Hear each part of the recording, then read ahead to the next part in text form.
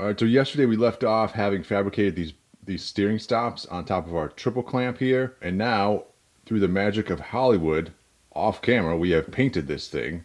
It is ready to go back on the bike, so we need to reassemble this. We got a steering stem right here, and that needs to go in our center hole here. So we've got to press that on with our hydraulic press. What my plan is over here is I've got this little socket that fits up inside here. Right, so it'll be the perfect size to fit around this thing and push it in. So we're going to use that. Then we've got a piece of DOM tubing. Is this 1.5 inch, I think, by it's like 1/8 inch wall, 120 wall on there. That this will fit inside there. And it's longer than my stem. It's longer than it needs to be. And between those two little things, I'm going to press this back together.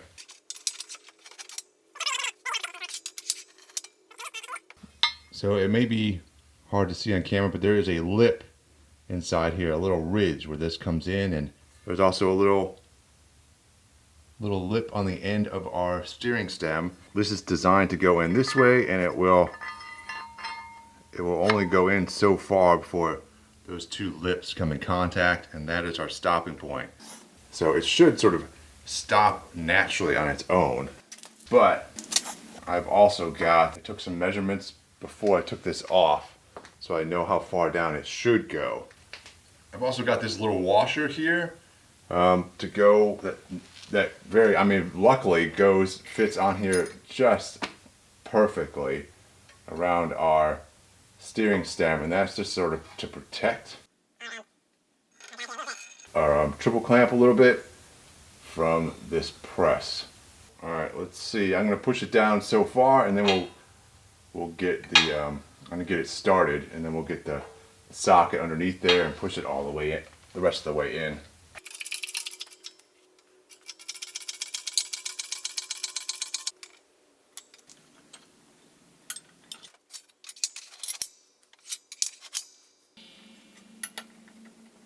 All right, I should have it set up now.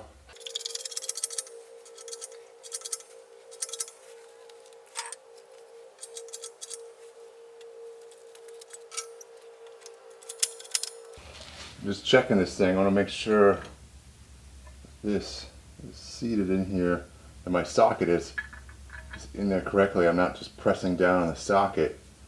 I'm about to crack something. So I'm going to measure this real quick. Yeah, so we're about halfway.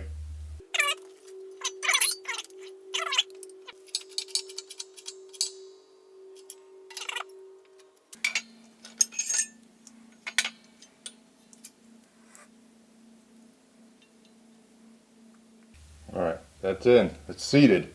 Perfect.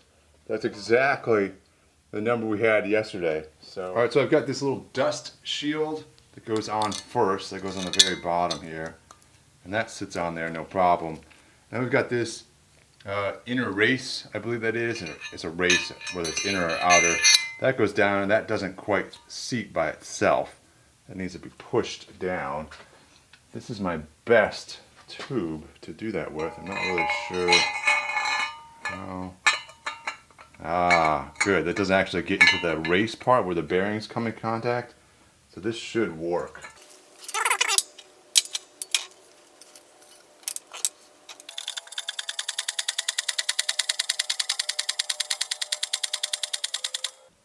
All right, so my next step is getting the bearing on there. This guy here, and I've got some grease. I'm going to pack this thing with grease.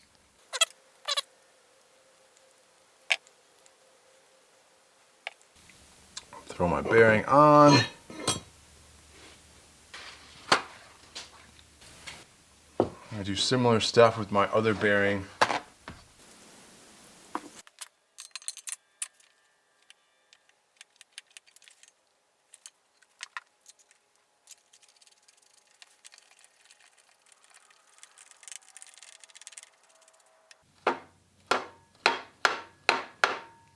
Look at that.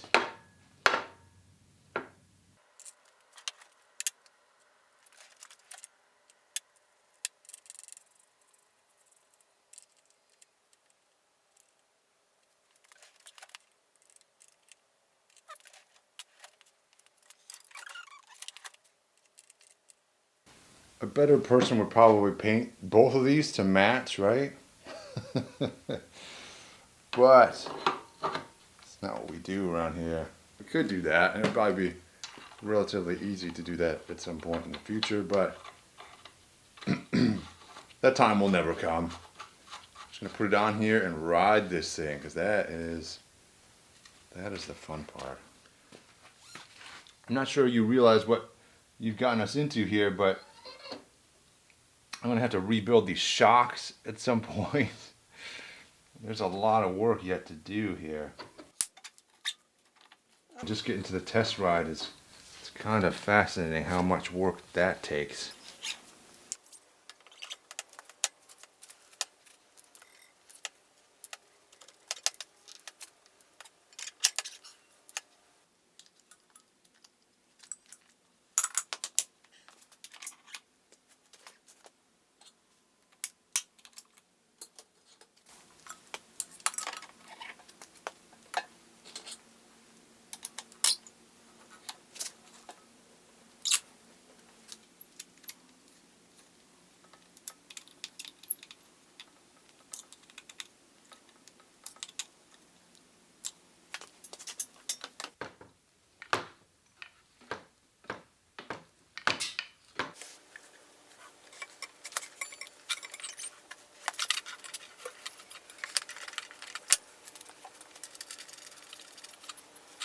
Anybody got the torque specs for a 2008 ZX10?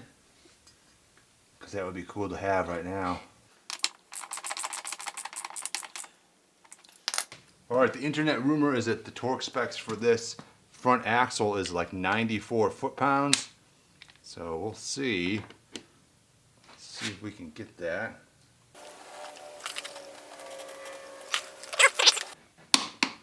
Alright, there it is.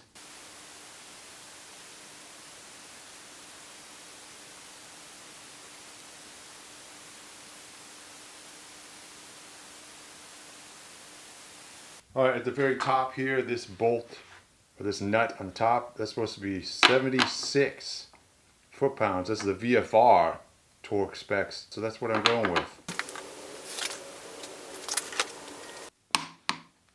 Alright, I want to go ahead and get my calipers on here as well. And these bolts, according to the internet again, I'm just looking at like forums and stuff for these models. So this is a ZX10R. Front end, and the torque specs, it says 25 foot-pounds for these bolts. So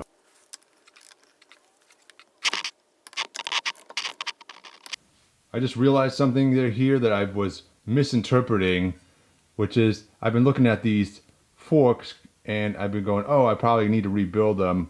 Not that I shouldn't do that anyway, it's just preventative maintenance, but I was particularly thinking that because I saw this little guy here and I was like, oh, there's like a seal loose. Hadn't really like looked at it, but then it just dawned on me that this is for setting sag on the bike. Like you would set this up, push this all the way up. It's just an O-ring, a random O-ring on there, and you push it all the way up, and then when you put the bike on the ground, this is going to compress, and this O-ring is going to come down a little bit and pressing, and you can set your sag that way. Pretty cool to have like this is a performance bike, man. This front end, this is different territory than I'm used to. So yeah, and for those that have not been following along and are wondering why I'm talking about torque specs for different types of bikes, is because I've got a little Frankenbike sort of thing going on up here. I did a front end swap. The bike itself is a VFR 2000 VFR 800, which is a Honda product, and then the clamps, the triple clamps here, both the bottom and the top, and the steering stem itself, all of that is off another Honda product, a CBR 954, which is of the same vintage as the bike itself, the VFR. The CBR was a more performance-oriented bike, whereas the VFR was more of a touring bike, a sport tourer. And so the CBR had more performance-oriented shocks, which are the upside-down forks, and the upside-down forks are more performance because they're essentially stiffer. Basically, you turn it upside down, and then you've got the thicker part this guy, a wider tube is always going to be stronger than a skinnier tube in general, given the same wall dimensions. And so my tubes are not off a Honda, they're off a Kawasaki, which is a ZX-10R. The wheel is also off of the same bike, a ZX-10R, and then my calipers are actually off a ZX-6R. And we went down this road because this was a wrecked bike, and the front end was trashed up anyways, and I thought, why not? So yeah, we got the front end buttoned up today. I'm very happy with that. That's pretty much all we're gonna do today. And then the other thing though was this exhaust. I found this is off the bike originally, and I just pulled this out of my little parts bin. Because as I take stuff off the bike, I don't throw it away. I keep it just in case I need it. But yeah, this looks like stainless piece here, and like I almost thought about making my own muffler. But yeah, because I was thinking, oh, I'm gonna have to fabricate a whole thing, a whole exhaust muffler thing from the back, well, from that point backward. And then luckily I've got this, so this saves me like $100, man. All right, everybody, so that's it. That is our little motorcycle so far. I am pleased with our progress this week. The fact that we got that front end back on there and torqued down, that's a nice mental step for me forward. So very pleased with that. And that's it for today. We will see you tomorrow. We'll figure out what we're doing tomorrow.